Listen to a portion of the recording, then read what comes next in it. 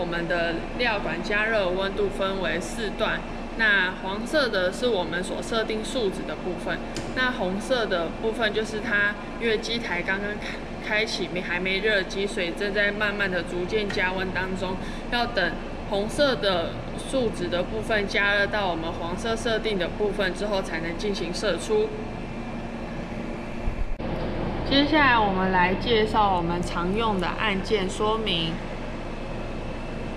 那这个有手的按键就是手动，那这个就是单次循环，这个就是多次循环。这个绿色的键呢为马达开启，红色的键就是关闭马达。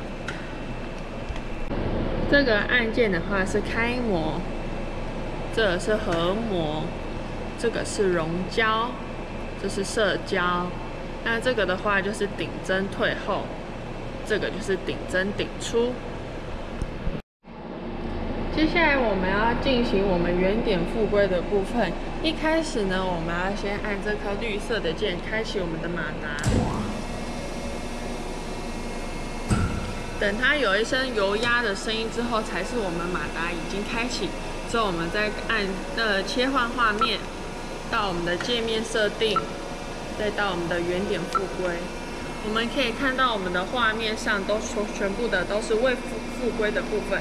那接下来我们要进行复归，那我们就先一开始按我们的合模。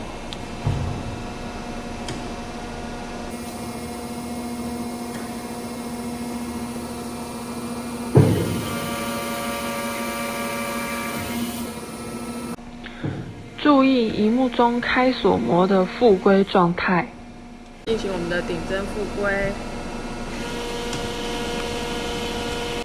注意萤幕中顶针的复归状态。再用我们的熔胶跟射胶来做我们射出的复归。射出复归期间，需先按熔胶卷料，再按射出，将料管的料射出。持续按射出键，直到复归完成。我们参数都调好之后，我们就可以开始进行射出。我们首次先用的是单次循环。开始射出形成之后，模座会向前合模。合模完成之后，射座再向前注料。之后我们就可以在切换页面这边以周期检视，看我们现在主要的它是跑到哪边。那当我们注料完成后，射座会后退，